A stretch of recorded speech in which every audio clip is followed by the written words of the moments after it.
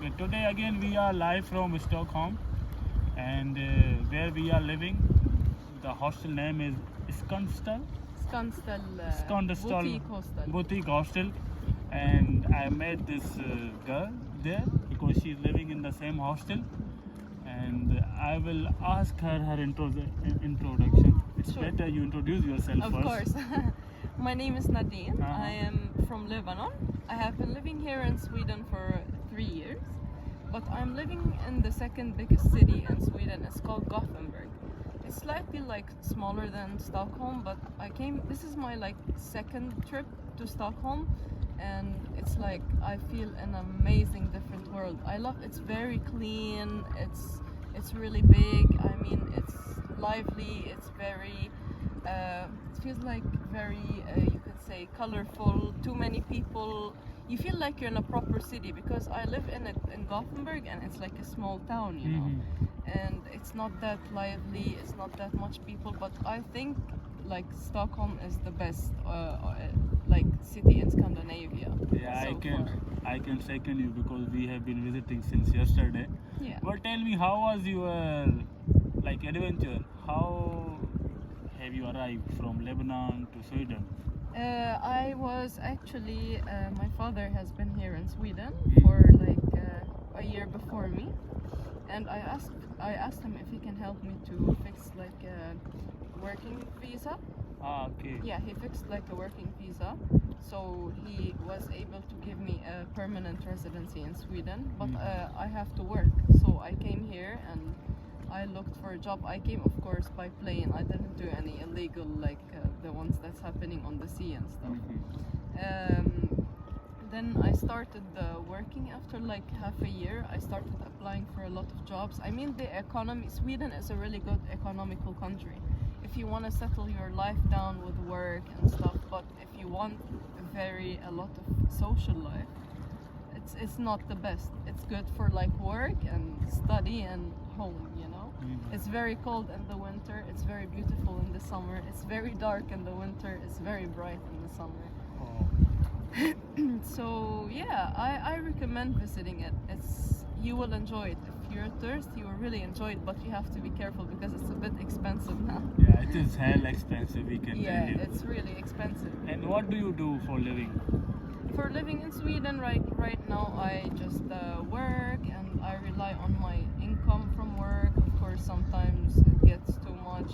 I get some help from the parents, you know, because on this current situation, I have not lived here 20 or 30 years, because the longer you live here, the better job opportunities you will get, and the more you speak the language, because the language is very important in this country.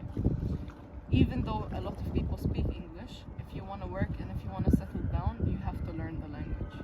It's not because that it's not getting it as an extra, but a lot of jobs require the Swedish language. Language, right? Yes. Okay, so in the last, what would you tell to the girls in Lebanon and in Pakistan, because almost we share the same culture? So what would you say to the girls in Lebanon as well as in Pakistan? What is your message? I would say to them, if they want to visit here, it's very, very nice, of course, but they need to have a bit of money. Otherwise, if they have they can come and study here. A lot of students actually come here from Pakistan, India, and they study a lot in very famous universities in Sweden. But if they want to move here, of course, I don't recommend for them to move alone. They need to be with family or with husband, because it's a big struggle in the first few years with this country if you're alone. So, do you feel safe here, in Europe as a whole, and Sweden? Yeah. specifically? You mean safe in Like a girl, a female. Okay. Yeah, of course. Nothing ever, I've been here for 3 years. I have gone out on my own so many times. Nothing bad ever happened to me. You know, of course there is mafias and a lot of problems everywhere in the world. But the thing in Sweden, nobody will come and do anything bad to you if you're not involved with them. You know, the mafias attack each other, and they commit crimes, but not to the people that are not involved with them. You know. Okay. So this was all about Nadine. She really portrayed beautifully Stockholm and Gothenburg, and the story about her journey from Lebanon to Sweden. So this is like from a female perspective. She said she feels safe. She is here like since 3 to 4 years. Yeah. So I would also, encourage girls in Pakistan and also in Arab world like Lebanon and other countries. Yeah. Like they should, come out of their comfort zone and maybe go for the studies. And also, as she explained, like you can always come from a legal way. Like she came, Exactly. he came to study here. So I would, request everyone to come outside, specifically Europe, and explore the world because you can move around in the Schengen zone very easily. Exactly. So thank you, Nadine. It was Thank really you. nice to meet you. It was very nice to Yeah. meet you. Thank you so much. It was a pleasure.